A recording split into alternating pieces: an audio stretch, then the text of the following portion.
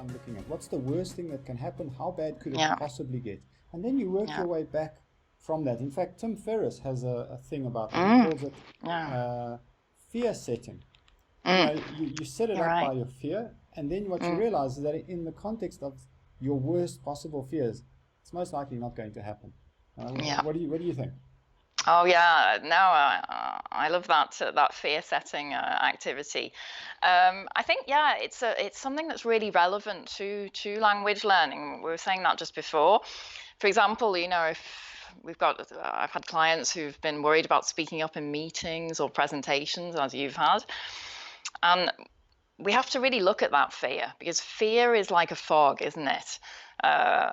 It's sort of like this big black grey thing around us.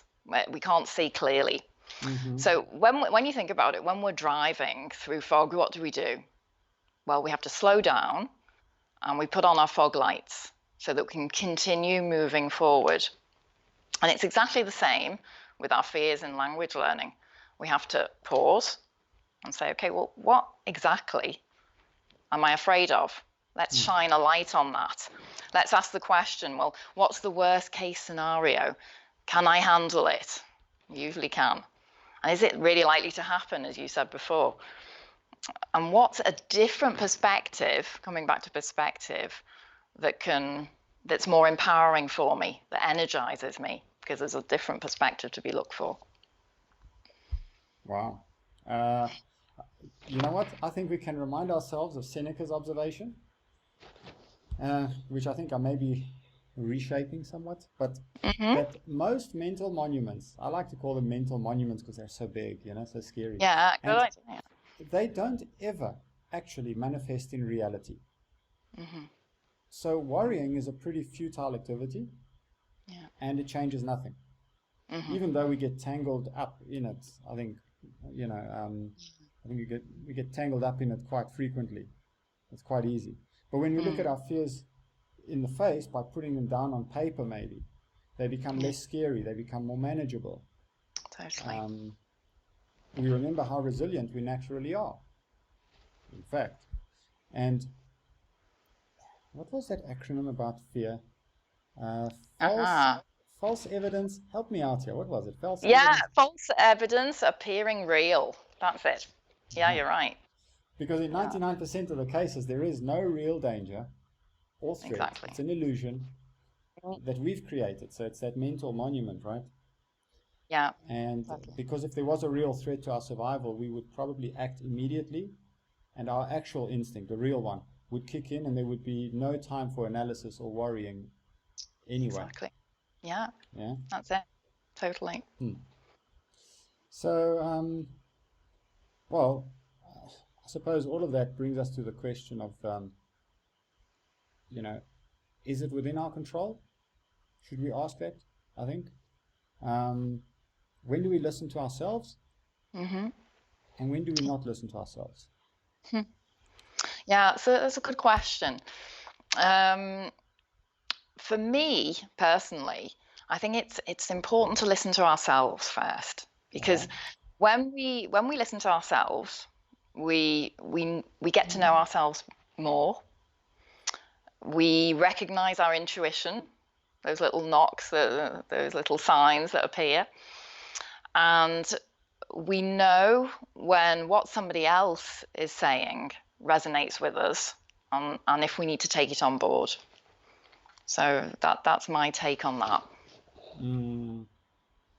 Well, again, I think we could ask it, is it in my control? The idea of testing your impressions, which is something we actually covered on April the 9th in the daily Stoics that we were reading.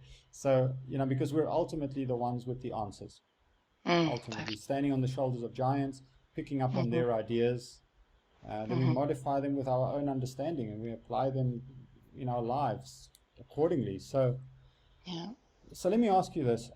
How do we bring this all together for the language learning listeners and viewers, so they can go away with some concrete action steps or some takeaways? Yeah, I've been thinking about this. I'd say there's probably 3 things to take away from this. Basically, one, negative thoughts and feelings are just a perspective. Okay. They're temporary. That feeling of I'm not good enough, I can't do this. It's temporary, it's a perspective. So we can just pivot. We can, well, we're at one end of the stick, as we call it. What's at the other end? It's like the coin again, isn't it? Right. Pivot to the perspective that energizes you, that's beneficial to you, that's Right. most useful for you. Maybe also that we shouldn't let failure slow us down. Because failure, where we see failure, someone else will see success. As we said before, it's bringing us closer to what we want. Maybe the last one would be, don't let fear stop our progress. Don't be afraid to look at those fearful thoughts and ask questions, almost like you're your own lawyer. Throw those fearful thoughts out of court and change to a more empowering perspective. I think I'd sum it up like that. Wow. So, I guess coming back to the current situation, one could ask, in the current period, what perspective would help me, right? I mean, I guess that's what one could ask. So, definitely. I think using the principles of nature and stoicism, a lot of one of the cornerstones of the few that there are, the real principles, one of them is nature, perhaps. And what I've got is this mental image from when I was a lot younger about how at any time when there is chaos in our lives with arguments, anger outbursts, debates, and really stressful situations at the office, at school, at home. And if you were to walk outside or even just look out into the garden and you'll see that the world is quite fine. Yeah. It's all in our heads, how we deal with things and how much we let get to us. I mean, the butterfly goes on its way. It'll probably die today. The ants are building monuments of their own. They take ours down, and yet when you would compare it, I think significance, it's all relative. Is what I'm trying to get at, because what is the truth? We tend to interpret it for ourselves, and I think what we really should do is see it for what it is, and nature kind of provides us something to lean on, because it doesn't change, at least not at the pace that we are changing. So we're constantly adapting, we're constantly interpreting, we're constantly responding to something that we perceive, which is actually an impression. It's not what it really is. So those are my thoughts on that. I love that nature analogy, Loic. That really resonates with me. Yeah, definitely. Yeah, I think it reminded me of like a time when maybe I didn't do my homework and I was stressing inside. And then you look outside and you're kind of envious at the world because it seems to be just fine. Yeah, exactly. Yeah. No, that definitely brought a few memories back for me too. Yeah. So I think, Kelly, I don't know if you've got anything to add. Otherwise, I think we're all good here. Yeah, I think we've covered. I've covered enough for April 27th. I think we've turned it inside out. No. So let's wrap it. I think. Thank you for joining me. Thank you for those who are watching us. I really hope we can do this sometime again soon.